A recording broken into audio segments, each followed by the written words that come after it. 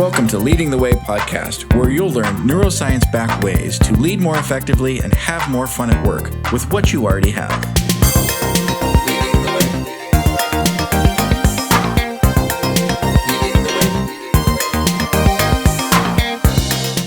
Hey there, it's Chris from Leading the Way, and I'm so excited to be here with you today. Thank you for tuning in, listening, and watching, whatever it is for you. Thanks for being here.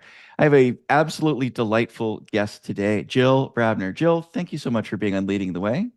Oh, I'm delighted to be here. Thank you. Absolutely. So, Jill, I'm going to tell everyone about you because they don't know about you. You and I both do. So let them know who you are and why I'm so excited you're on the show. Jill set up Resound Training and Development Limited in 2004. So she's been at this for a little bit of time and quickly established a very strong track record of delivering high impact learning using forum theater, coaching, action learning, and peer review, which companies don't often do. We'll talk about that in this podcast. Resound offers level 5 and level 3 coaching and mentoring and leadership qualifications.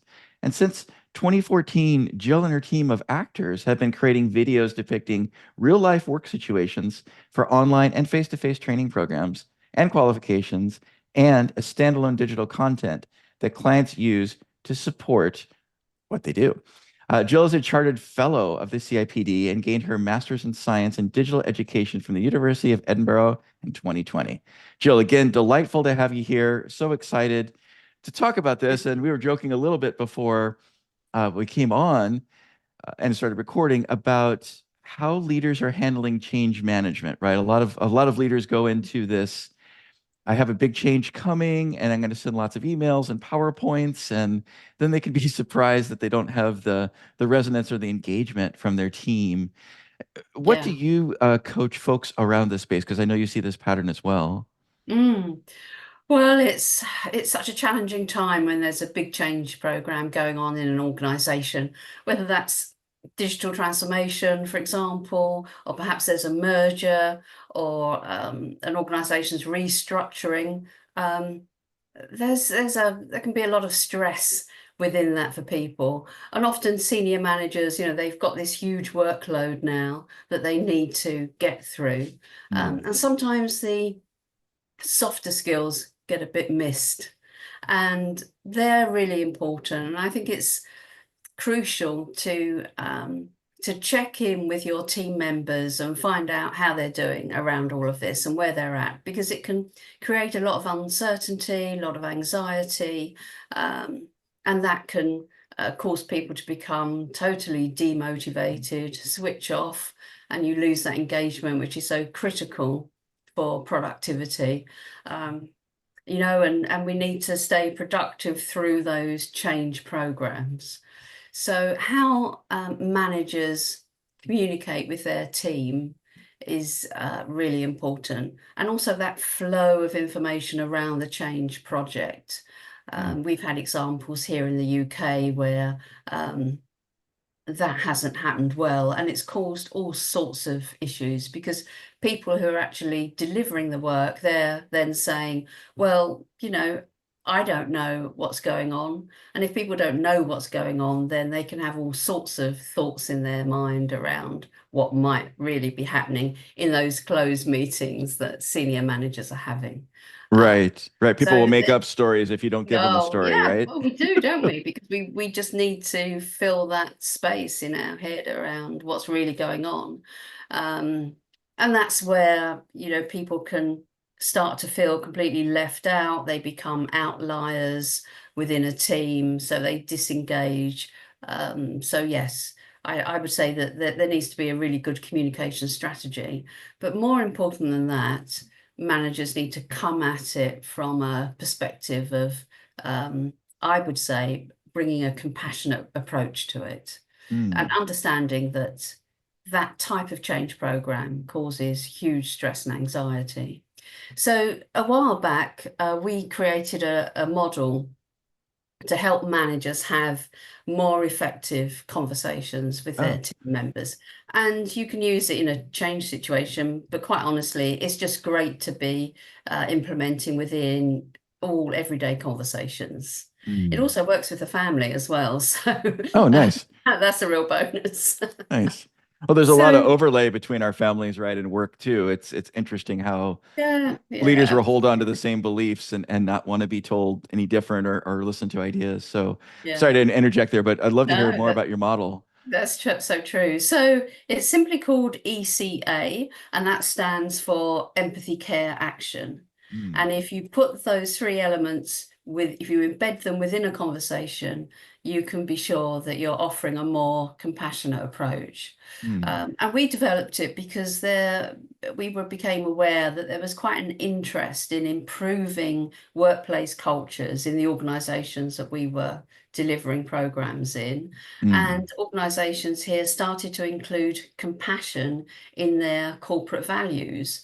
And we'd say, well, that's fair enough, but how do you know that that is actually, being experienced within the behaviours within teams? So we right. started to do some work around it.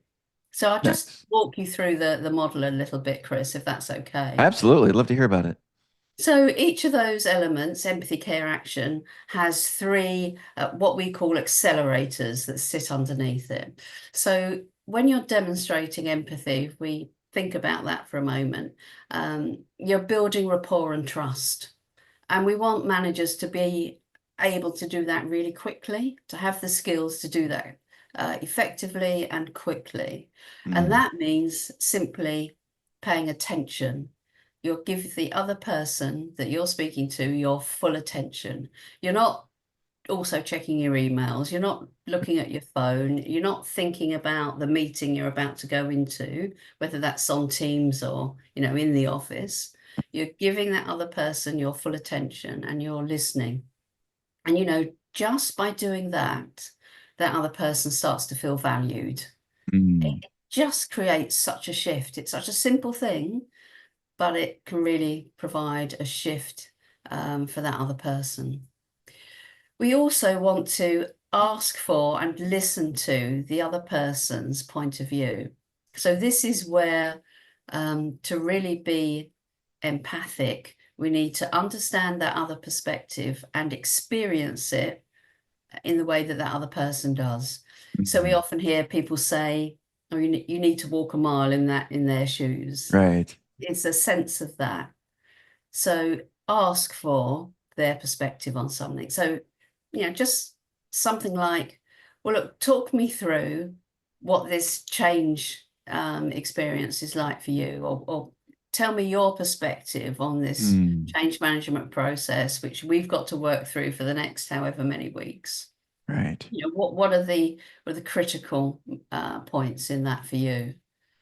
Nice. Understand their perspective on it. And of course, the third, what we would call accelerator to that, is to be non-judgmental. Don't judge what's coming back. You're there to understand it from their point of view. Mm, that's so important. And it's what's nice there is you don't, as a leader, don't have to agree with that. You're just you're validating what's real for them, right? Exactly. Yeah, And once you've done that, then there's always an opportunity to put your point of view, right. and explain your perspective. And that might be around, well, you might validate it by saying, well, thank you for sharing that with me. And yes, you've really made me think about X, Y, and Z. And I'm going to go and reflect on that. Nice. But I just now want to share with you what one of the sort of key priorities is for me in terms of managing this process or managing this team. And Hmm. that is we need to achieve X, Y, and Z. And Nice. I really welcome your support in doing that. Now, the second element of this model is called care. And this is where we say to people, as a manager, of course, you care about outcomes, you care about targets, because you need to care about the contribution your team is making to the business, Mm, because that's what we're all in work to do, isn't it? We need to make a contribution to the overall business success or the right. purpose of the organization, whatever that is. And actually connecting your team to that is so crucial.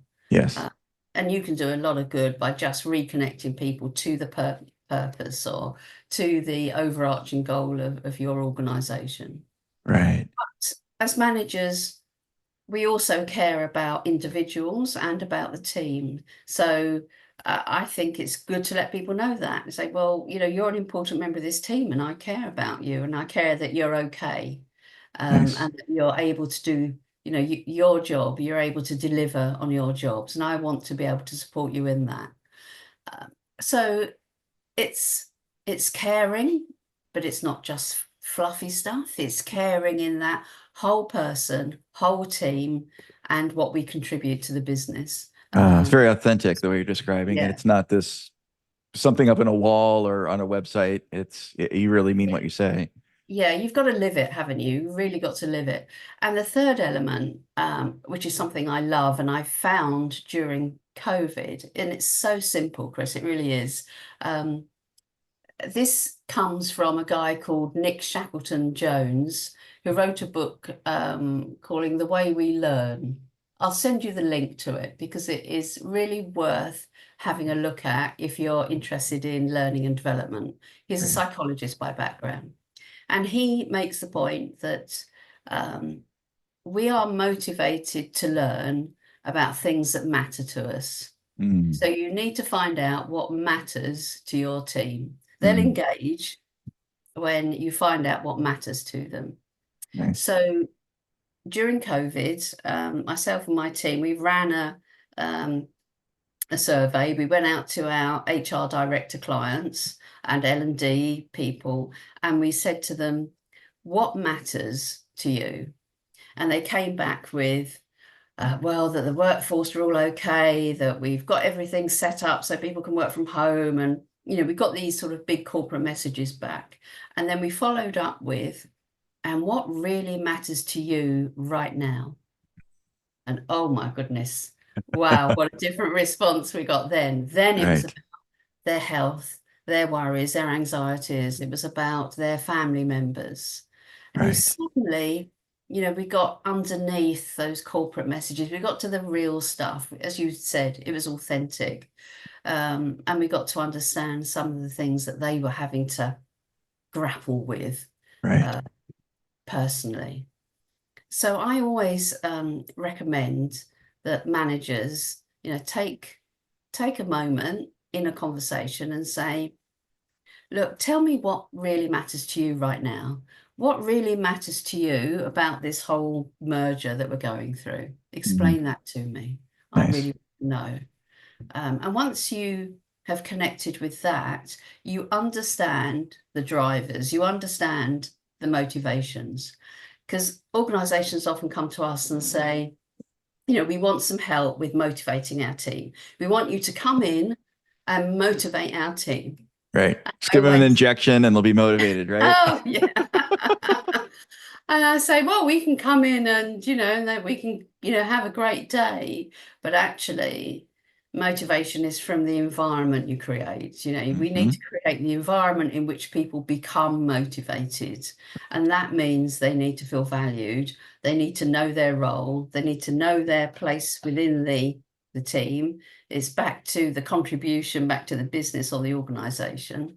Yeah. Once those things are in place and once they feel supported, they will absolutely give you their all. They'll really drive the place for you. Yep. But we need those foundations in place.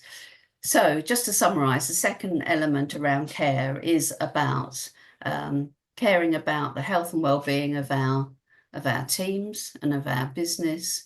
It's about understanding what matters to people as at the individual level.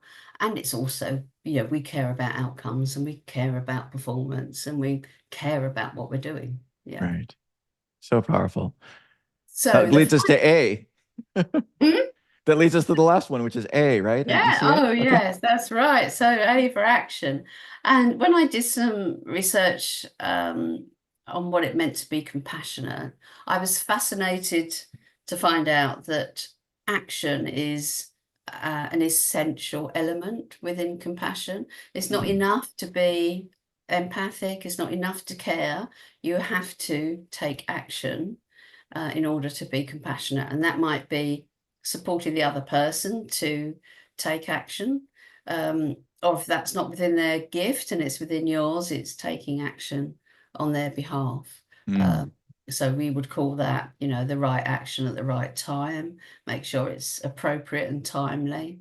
But also another element we included was taking that moment to reflect on how far you've come and actually celebrate the successes, celebrate the wins, because in a going through a difficult financial period within organizations, that can often get overlooked, can't it? It's all about managing, really, if there's a real focus on budgets and managing down and maybe reducing headcount, right. um, we can overlook what people have actually contributed and the good stuff. And there's always good stuff. Oh, for sure. There's always gold in there somewhere. We just need to look hard enough for it.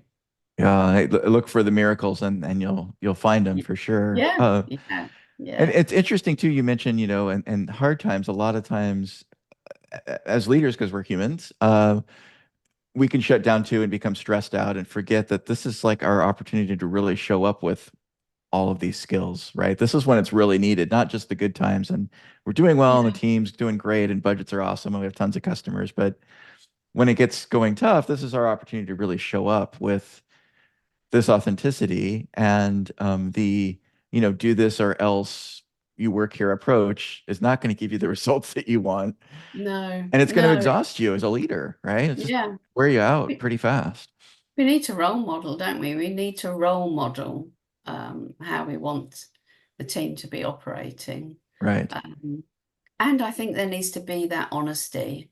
And I think leaders can make such a big difference there by simply saying, look, this is tough. I'm Yeah. finding it tough. But I'm here to support you. I'm here to listen to you. But we do need to get X, Y, and Z done. And Right. then we'll be in a better position. But I totally appreciate that this is difficult. Yeah. You know, it's So about awesome. Yeah. being honest, isn't it? Because you get so much respect for that, rather than trying to, you know, cover that up. And yeah, we don't need that sort of leadership anymore, do we? That sort of I don't think dishonest. so. I mean, No. maybe I guess some folks could make the argument, okay, if we're in a military organization at wartime, okay, that's an extreme situation and that's a very different type of leadership. Thank goodness we don't live in that world, in the corporate world, nor do we need to adopt that model. But the other thing I was reflecting on in the back of my head while you were talking is, you may be as a leader laid off as well, and people are going to remember how they were treated. And when it's your turn to go look for something, they'll remember Jill was this awesome leader. I really want to connect her with someone else that's looking, right? It's very different versus, Chris was command control and he's kind of a tool, and I'm not really going to, recommend him or nor do I want to work with him again. And Yeah. it's a long tail, I suppose would be a way to put it, of that It's you're about putting it. reputation, isn't it? Yeah. Yeah. Yeah. Yeah. An impact, and how people experience your management style. Yeah. Yeah. That's a Yeah. great model, Jill. I love it. I want to transition just a little bit. I know you have a specialty we haven't talked about yet, which is using actors to Yeah. deliver immersive training, which sounds like so much fun. How do you do that? Oh, yeah, we absolutely love it. So I have a team of professional actors, and we create scenarios about workplace issues. Mm, So it can be, and it's all about behaviors and conversations. So nice. we'll run a workshop. We go into an organization. So, for example, I had an organization come to me a couple of weeks ago, and they said, we want to commission some workshops to address bullying and harassment. Mm, I said, okay, we've got a scenario for that. We know it works really well. We'll go in, we'll have three actors and myself facilitating. We'll obviously do some good setup so people know how it's all going to work. But essentially, we play out the scenario to a group, usually about 30 delegates. mm. Uh, and then at the end of the scene, we'll pause and I'll take some reactions from people. And then they'll have the opportunity to interview the characters. So the actors stay in character and they ask some questions. And that's great because if they ask really useful questions, open questions, they'll get more information about what's going on in the background to this Interesting. scenario. Right. Um, but if they don't, then they give the actor the opportunity to sort of sidestep those questions. So that's an interesting exercise in itself. And then Yeah. we sort of sum up the sort of information they've been able to draw out. And then we play the scene again. And I say to them, this is your moment. This is your opportunity to redirect. Yeah. So I ask them to stop, say stop as soon as they see something going wrong. And Mm. what they're looking to do is to redirect the manager in the scenario to have a more effective conversation. Ah, Uh, and they can hone in on the smallest detail. It might be that a look that, went across the face. It might be the tone of voice. It might be the choice of phrase to describe something. It can be anything at all. And mm. the actors will improvise with that direction. So they'll take the direction and improvise around it. And then we create this new scenario with the delegate input and a better approach. I mean, that's the aim. I say to them, Nice. we need your help to create the better approach to this to get the outcome we want. I love that. I mean, in addition to being fun, which is always a smart way to do things at work, if you can engage that, it gets a lot of engagement. It reminds me almost like they're directing their own reality TV show, right? Oh yeah, yeah. So we have to make sure that we tailor our scenarios really closely so that they reflect the organization that we're in, but Nice. we never tell one person's story. Right. That's important because that's too much pressure.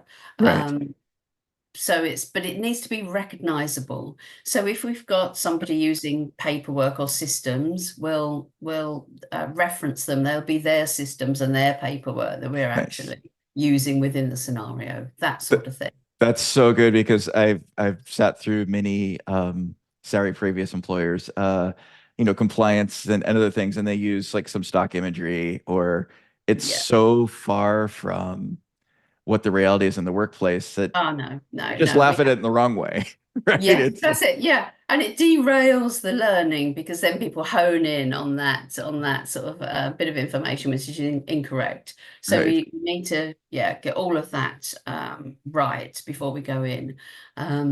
But delegates love it. It's very memorable. People Mhm. come back to us and say, I had a call from a retailer recently that said, oh, you did some work for us in 2014 and people still talk about it. Would you come back in and do something? And it's Nice. that sort of thing. People remember it. And because they make that emotional connection to the characters and to the story, that's Right. what makes it memorable. And that's where the learning sticks. Oh, Um, 100%. And I mean that's how our brains work, of course, too. Is if we have something to attach it to, we're gonna be able to access that memory a lot easier versus a groaning memory of having feeling like you have to go through a thing. yeah. Um, Another important aspect for us as a business is that we very rarely ask our delegates to participate in the role play. So I ah, say, no, we've got our professional actors are here to do that. You can forget about being asked to role play. You're here to help create the solution. ah, So then the anxiety is gone. So a lot of our clients are in risk adverse sectors, sure. and that can is again that anxiety gets in the way of learning. So we're totally upfront and saying there's no role play for anyone here today, but lots Nice. of different ways to get involved, and Nice. that really helps us helps me build rapport with the group and get us on track. So. Yeah, I could imagine too that if someone's going to portray a bad actor in the beginning, doing the undesirable behavior or actions or activities, you don't want to land that on a person at the company in any way, No, shape, or form, right? no, Right. absolutely. No, Chris and is they're the harassment thinking, guy. yeah, they have a lot of fun directing the characters who are getting it wrong. Yeah. And so do the actors, to be fair. They love it. And they can push back a little bit as well, as long as they know where the line is. But so a member of the audience or delegate will say, "Oh, well, didn't like the way you did that," or and then the manager character say, "Well, hold on a minute. Do you realise how much work I've got to get through today? I can't be spending all that time, And then the audience like, whoa, whoa, he's talked back to us, Right. Uh, so they will, they don't just roll over and say, oh yeah, okay, I'll do it all differently, because they're coming from a place of, I really know my character. I Yeah. really know what's motivating them and why they're like this. So you have to win me over to do it differently. And So that's powerful. part of the It's power in it, so powerful. And then you're catching the thought bubbles, that people aren't saying out loud, that the elephants in the room. Sounds Yeah. like those all come out, but they come out through an actor. So it's safe, Yeah. right? It doesn't feel like I've Yes. got to share something that I'm upset about. The actor's Exactly. got that. That's amazing. Yeah. Yeah, so yeah, we've been doing it for years. As I said, we cover all the tough topics, such as bullying, racism, sexual harassment, and we've done all of that. But we Mm, also use it for all those really important management conversations, the conversation about performance, about sickness, about meeting your targets, about uh, conflict, between colleagues, all of mm, those really important skills that managers need. Um, it's really impactful around those because essentially, we want managers to have better conversations.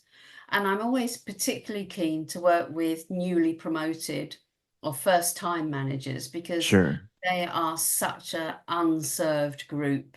We expect people to go into those management roles Right. without the right training, without the right support, and just miraculously be able to manage a team well, and Right. that group needs support.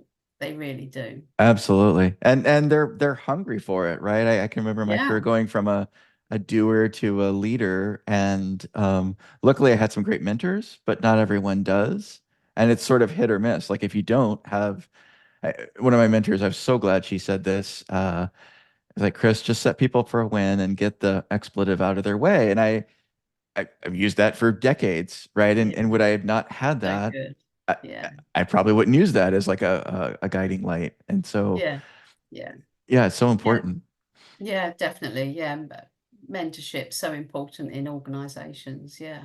100%. Jill, this is just absolutely amazing. I'm really excited because it's rare to have this creativity injection in corporations, and we can kind of keep going down the same trough, doing the same thing, and Mm, surprised we mm. get the same results.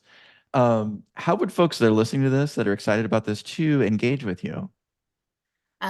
Well, do go to our website, resoundtraining.co.uk. You can see what we do there.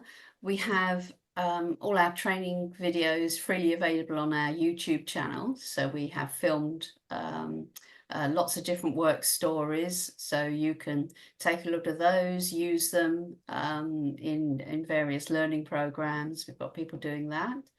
Um, we have an effective leader quiz on our website, so have a look at that. And we will be running some online workshops in the autumn. Mm, So um, do get in touch if you'd be interested in experiencing our forum theatre work. We'll be running 90-minute workshops across different time zones so that we're really looking forward to welcoming some US clients across into those workshops. And it's, yeah, just a chance for you to get a taste of what it's like to experience working with us in a forum theatre approach. So yeah, love look it. out for those. Love it. We'll make sure those are in the show notes, friends. So if you're jogging or on the commute, don't do anything dangerous. It's there for you there, and you can find it later when you're safe and can click on it. But absolutely check it out. And I was going to ask, and you already answered it. You're serving clients, not just UK, EU, but US as well, it sounds like. So yeah, we've got a number of global clients. So we work. face-to-face, we work online. We've delivered hybrid sessions where with the actors, where we have a group in the room and a group on the wall. That can work surprisingly well. So yeah, it's we're keen to work in lots of different ways to make our work accessible, really. So. Amazing. Jill, before I wrap up, I ask every guest the same question because it's an important one.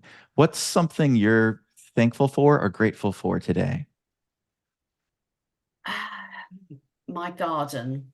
I'm a gardener, as is my partner, and we've spent the morning out in the garden today harvesting potatoes. So we've got a vegetable garden, and we love it. It's our happy place. We love being out there. Yeah, I'm very, very grateful for that space, and yeah, it's just a wonderful recharge of energy. So Awesome. Lovely. Thank you so much for sharing that. And thank you even more for being on Leading the Way. Folks listening, make sure to subscribe and like and do all those magical things so you won't miss other episodes with amazing people like Jill. Jill, thanks for being on Leading the Way today. Oh, thank you, Chris. It's been really great. Absolutely. All right. Take care, everyone.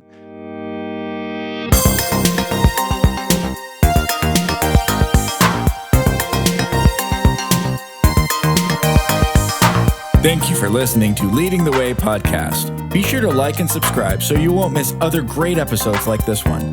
And if you're ready for more in your workplace, be sure to go to aintent.com. You'll find lots of free tools, assessments, and ways to engage directly with us to get your own epic results. We'll see you there.